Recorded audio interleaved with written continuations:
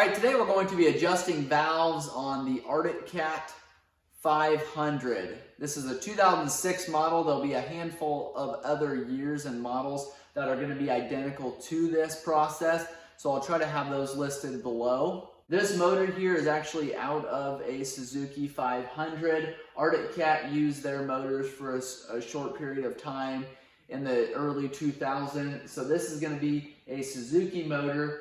The rest of the four-wheeler is going to be the Arctic Cat. So if you guys have questions or comments on this video or other videos, make sure and leave those below. If this video has been helpful, please give us a thumbs up. Like I said, this is the Suzuki motor, so I'll try to have listed below a handful of other Suzuki services that we've done on the 500, as well as some of the differential stuff, the drivetrain assembly. We've got the clutches on the other side. We've torn into those on the Arctic Cat and the Suzuki, so make sure you check those videos out. Any special tools that we're using for this project, I'll try to have links below on that. I do appreciate any feedback I can get from you guys. Thank you so much for watching.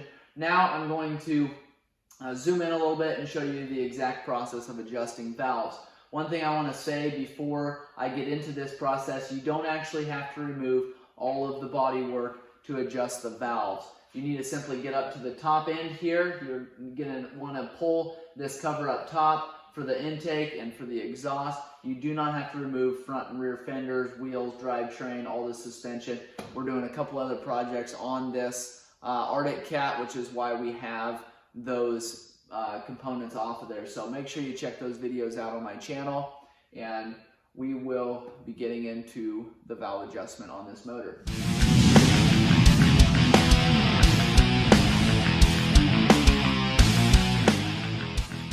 All right, the first thing that you're going to want to do when you're adjusting the valves is find top dead center on the compression stroke. So I like to pull this recoil. Some people will leave this on and they'll just use this pull rope to try to find top dead center. For me, it's a little bit more difficult to do that, find the right spot. So I just pull the 8mm off around this cover, remove this. Underneath here is our recoil pull starter cup. Now, this is something a little easier to grab onto and twist back and forth. If you're turning this motor over, you want to do it counterclockwise. So you want to turn it this direction here, and that is how you're going to find top dead center. You want to grab an Allen, and this is an 8mm Allen. Pull this plug here. You're going to have a brass washer on this plug. You want to make sure that that goes back on there. Now, looking down into this sight window here, you're going to find a line on your flywheel. So I'll give you a close-up picture of that here at some point in the video, but you need to find top dead center, and that's by finding the line on the flywheel, and it's going to line up with the center of this plug here. So turn this again counterclockwise until that line comes up. The next thing you're going to want to do is grab a 10mm wrench. You can use a ratchet wrench or just a regular wrench. If you've got the fuel tank off like we do, you can get a socket down in there. It's a little bit more challenging to get a socket on there when you got your fuel tank on there. So remove these two 10mm. There's going to be a nut on this one as well as a bolt. So on the intake side, you've got a nut and a bolt. Pull that cover off of there. Now, just in case I forget, you want to make sure that that O-ring in there is in good condition. If you've ordered a top-end rebuild kit or a top-end gasket kit, you're going to have O-rings included in that kit for your valve adjustment cover there. So replace those if you have them. If not, just inspect them and make sure they're in good condition. That's your intake side. This is your exhaust side. So on this one, you're going to have two bolts. You don't have any nuts on this side here to remove this cover. So we're going to remove this cover. They look similar.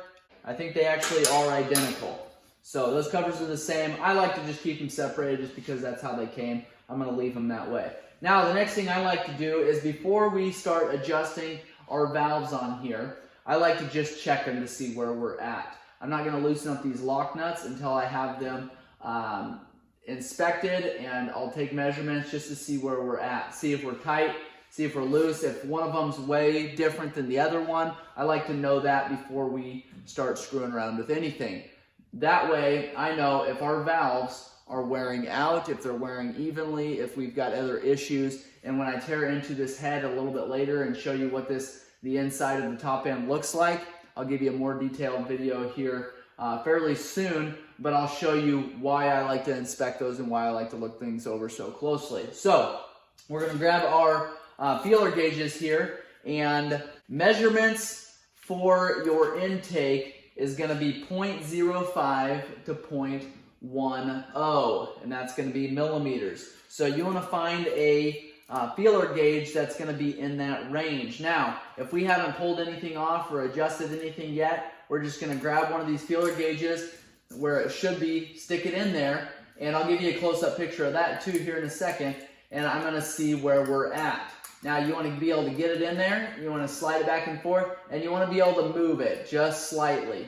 Okay, if you can really push it in there and it's really, really sloppy, then you're going to want to make some adjustment. If you can get that feeler gauge in there, but it's fairly snug, but you can get it in there, that's probably about where you need to be. If you can't get it in there at all, you're going to need to adjust those adjuster screws. So the first one here feels really good. The second one over here, this is the farthest one from me, I can't even get my feeler gauge in there. So grab a smaller feeler gauge then and shove it in there. See if you can get a smaller one in there. If you can't get anything in there, then it's going to be too tight. You're going to want to adjust it. You might have a very loose exhaust and a very, very tight intake, and I would probably turn this over one turn to make sure you're on the right stroke. There's top dead center compression, there's top dead center fire. You want to make sure you're on top dead center compression.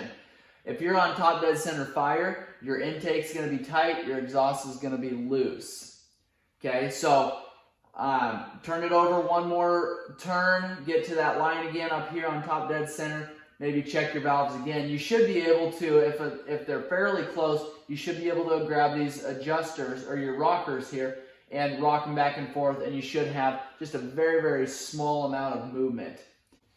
If your valves are down, and that means your valves are open, then you're not going to want to adjust your valves on that stroke. So you can kind of tell by where your valve adjustment screws are. If they're clear down, then your valves are probably open, and you're not going to want to adjust them on that stroke. If you do, and you then turn your engine over to top dead center compression, you're going to have a serious amount of gap, and you're going to cause some major problems with your motor. It probably won't even start. So that being said, let's get these loosened up. Grab an 8mm wrench, and we're going to loosen both of these lock nuts up. I told you the one side was about where it needed to be. I'm going to loosen them both up and adjust them to where they're both even. So loosen them up. Again, that's an 8mm. And now if they are really tight, you might have to grab a small pair of pliers, or Suzuki makes a special tool to get on the end of that adjustment screw, and you might need to turn those because you may not be able to do them with your finger. We are able just to turn ours by hand there, so we're not going to need a pair of pliers or a special wrench to get in there. Now we're going to get our 0.08mm. We're going to take it, stick it in there. Once I get it in there, what I like to do is take my adjustment screw, turn it all the way down, and then I take my lock nut, and I'll actually then tighten that lock nut up while my feeler gauge is in there. I like to keep an eye on our adjustment screw, because if that's turning while I'm tightening that lock nut, then we know that we're probably going to be too tight. So once you get that lock nut tightened up, you can push that feeler gauge back and forth and see if there's some drag there. Make sure it's not too much drag, and make sure you've got plenty of drag so you know it's not going to be too loose. If you can't get your feeler gauge out of there, then it's probably going to be too tight. So then we'll go to the other intake and do the exact same thing. Stick it in there, tighten up that lock nut and that adjustment screw. These lock nuts should be 7 foot-pounds, so they're not extremely tight, but we'll leave our feeler gauge in there. We'll take and tighten down that lock nut and double check it, and it's good where it's at. Now we'll go to the exhaust side, do the exact same thing. Before we start loosening things up, we'll check it and see where it's at. We'll put our feeler gauge in there, 0.17 to 0.22 millimeters, and I'll have listed below what it is in inches there, and adjust those somewhere in the middle is what I like to do. So we were looking at probably a 0.2 for the exhaust side. So same thing, loosen those lock nuts, adjust your adjuster screw, tighten those lock nuts, double check that your feeler gauge isn't too tight or too loose, and then buckle those up. Now, before I put these caps on there, I'm going to take a couple of close-up pictures for you, and then I will buckle everything up. All right, if we have everything tightened down up here where it needs to be, we can take our covers, put those back in. Again, inspect those O-rings, make sure they're in good condition. Make sure they stay in place when you flip them over and put them on your cylinder head. We can take our plug here, making sure that our brass washer is on there. We can snug that up, and then we can go ahead and put our recoil pull starter back on there. And you are all set to go riding. So if you guys have questions or comments, make sure and let me know. Again, check our channel. We're going to have a bunch of other videos on this Arctic Cat 500 or Suzuki 500 motor. And appreciate any feedback I can get from you guys. Thanks for watching.